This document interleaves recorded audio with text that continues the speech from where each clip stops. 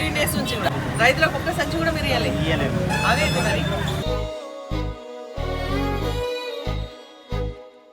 రైతు రైతు మెతుకు మెతుకుపై నీ పేరు చాలా ఇబ్బంది పడుతున్నారు. మళ్ళీ తెల్లరు దొరకలేదు. ఎకరాకు ఒక సంచి ఇస్తారు, ఏం సరిపోతుంది?